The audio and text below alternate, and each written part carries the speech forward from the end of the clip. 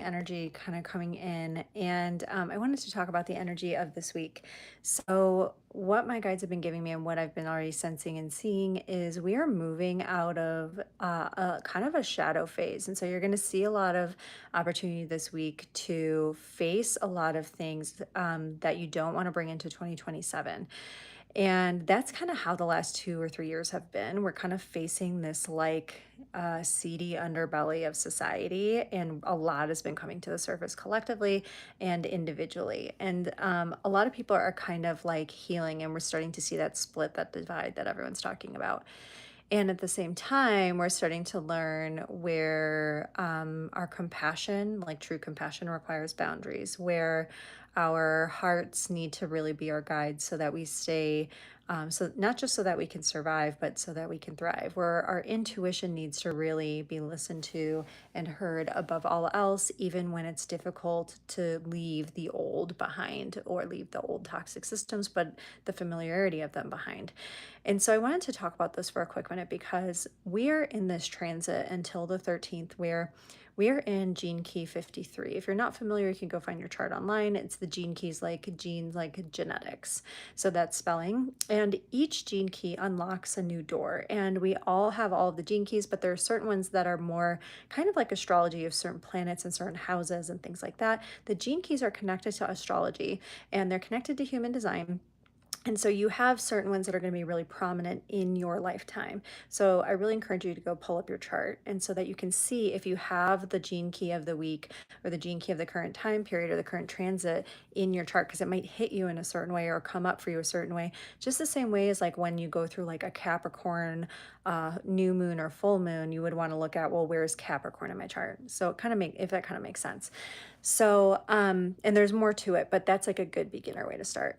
Now, this week we are going through Gene Key 53. It is moving us from the shadow state, the core collective wound of immaturity, into the gifted state, our creative zenith, our creative zone of genius, when you get into flow and you're feeling good and you're overcoming all of the fear and the stress of the world, and you're just enjoying life, or you're moving through life and you found your power. That tends to be the creative gift state, and that is expansion. So this week will bring a lot of opportunities to expand. And the 53, also in human design, is the gate of beginnings. This is the gate of fresh starts. This is the gate. I'm hearing the song, this is the start of something new. And I'm hearing a whole new world, a whole new world. And so this can be a really eye-opening time period. It's a really beautiful time period. It's one where we can overcome those shadow of immaturity, the shadow of rushing, of avoiding, of ignoring, of sweeping things under the rug. This could be a good week to tie up loose ends on things, to complete things. The one thing I've been seeing the last week or two is people being like, I'm just done. I'm done. I'm out. That's enough. Or people being like, oh my God, I got this great idea. I just know what I need to do now. I just know I need to jump right now. I just know I need to do this. I need to do that. So watch for that opportunity and energy this week. Now, with the gene keys, it's all about frequency. So it's not as much of a prediction type of mechanism as it is more of a, hey, like notice how this is showing up for you and where you're sitting with it. With the shadow state, there's nothing wrong with it. Like there's nothing wrong with having fear or stress or anger, or those what we call shadow frequency emotions. Sometimes it's even like repression that comes up in this gene key, because people who are immature can't face themselves and they can't face the truth. So this week you might also be noticing some of the parts of you that are maybe avoiding things, are kind of like there's a little bit of dust getting kicked up there so that you can see things clearly. What I kept seeing was people having mirrors held up to their faces by the universe. And it's possible that if you have people around you, people who have a lot of maybe like people who avoid accountability, responsibility, people who don't want to see things clearly, they don't want to admit the truth, etc. They might kind of go through it this week, or they might have a little bit of like they might want to take out their shit on you this week. That can happen at any time in any gene key transit, but this week you might see it a little bit more. And one of the things I've been noticing is people who have that like kind of covert narcissism, almost like things coming to a head with them, where they're just like the dog chasing its own tail, like, and the dog like running into the corner, almost like they're kind of having the mirror held up and they won't look like they don't have it'll break their psyche. They don't have it. They're that insecure. That because narcissism is actually, they look grandiose, they look cocky, they look confident, they look like they know everything. They look like they're so in control and so put together, but they're all about an image. And what I'm seeing is a lot of them being having the mirror held up, and it's like they think that they look one way, but in the mirror of truth everything is distorted and off, and that's when they're almost made to look at themselves clearly. And so with people like that, you need to be careful, because when that happens to them, they have such strong cognitive dissonance that usually they have a breakdown, and they take it out on the closest person because their psyche can't handle that truth. And so you might see some of that this week. You might also see people kind of like struggling with sitting still. So again, this gene key is the gate of new beginnings. So think impulsive behavior when people are ungrounded. It's also connected to the root system. So think about like when you're ungrounded, when you're not rooted into the earth, when you're not comfortable in the present moment. What does your mind do? It wanders, it fantasizes, it projects, it tries to escape, it goes into fight flight.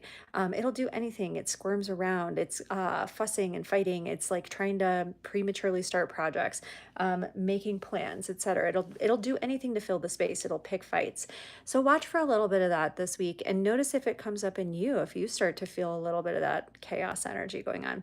And make sure that you're going, okay, I see this still happening in me. I'm getting into that energy. What can I do to ground myself, to move through this feeling, to feel it deeply, and let myself begin to shift out of it? And that's really where you're going to find that gift of expansion. The expansion is going to come to help you elevate, to bring in the new world. And on a collective level, this could be, hey, we're, our old systems and structures served their purpose, but they aren't going to help us as much for where we need to go for the expansion and evolution of humanity. So this week you might get really good ideas about where we might go next. We might also see some more collapse this week with, again, like people in power who are abusing that power. Like I keep seeing a brick wall breaking down. It's like the facade breaking down, or it's almost like there's a crappy building that's like, falling apart, but there's been a beautiful facade built in front of it, and all of a sudden the facade falls down and people see just how bad things are behind the scenes, and they're like, oh my god, this building is about to collapse. It's got mold. It's not in good shape at all. We thought it was in good shape because this facade was here. So watch for that this week. That's, my guides have been pointing this out a lot. Now the other piece is, this is really a week where if you're able to step into that expansion, what you're going to find is right timing for everything you need. You're going to be acting not out of pressure or immaturity, but with a lot of forethought, almost like you've been doing what you needed to do up until this week to get new things started. And it's going to be like a slingshot letting go. And a lot of the gift frequency in the gene keys, it feels like that, because really they're all about frequency. So the frequency at all, like for all the gene keys, is the same across the board. It's just kind of noticing how it manifests for you and if it's in your chart and how it hits. And then also in your human design, the 53, again, we all have it in the root system. It's just, do we have it defined or undefined? So you're going to want to look into that as well and notice it, how it shows up for you. Just a note about me, the 53 for me is in my core sphere in my gene keys. So the core is about ancestral healing and family trauma and ancestral wounding. And I definitely saw myself kind of like reflecting on and looking at some of my old patterns. My hair is wet, sorry. But I saw myself reflecting on a lot of old patterns for me and how I had grown and changed to heal some things in my family lineage that, other people in the family lineage were not going to heal, because they don't want to see those things clearly. They don't want to see themselves clearly. I gave someone the opportunity to discuss some things from the past that were really hurtful for me. And I recognized my role and stuff as well. It wasn't like this is you, this is all your fault. It was more like, hey, like, why didn't you come talk to me? I just like, more like my curiosity. And this person wouldn't even answer the question, just twist and turn, like tossed it back at me, and I was like, okay, let's just, you're not ready. Like I was like, oh, they're too dysregulated. They're not going to do it. I also saw them prematurely starting a conversation with me about something that I was like, we don't have this type of relationship. This is not something that you can discuss with me. And it was one of those things where I was like, this is not, no. And it was like almost like a fake feeling of connection. And this is someone that I don't trust. And so I was like, why are you trying to bond with me right now? That's where that shadow of immaturity kind of comes through, where someone is like falsely kind of jumping into things and not thinking about how they might have impacted you in the past. And you're like, why would I? So that's where I kind of saw that coming up for me. And then also just reflecting on how much of my healing journey I've been on and pieces I'm still working on. And in addition, because it's in my core sphere, these are certain things that I've had to move through and saw coming up really strongly in different phases of my life, like kind of watching the family system wrestling with that immaturity. I had a lot of people wanted to control my time, control my energy, right? Because remember, the 53 is also about time and how time is used. And are we on time? Are we forcing things forward? Are we using time wisely? Are we doing things prematurely? Are we waiting too long? I had family members who wanted to control my every waking minute when I was growing up because for them it was all about the illusion or the facade, and how like they looked or how they thought they looked to other people when other people couldn't have cared less. But them, like they would almost like, scratch that insecure or anxious itch in themselves by controlling my time and energy when I was growing up. And I had to learn over time that it was safe for me to actually to not be on all the time, to actually say, no, my time gets to be my own. This is my time on earth. This is my childhood. These are my choices. These are the things I want to do. And I had to move through a lot of that, having a parent who was really that controlling.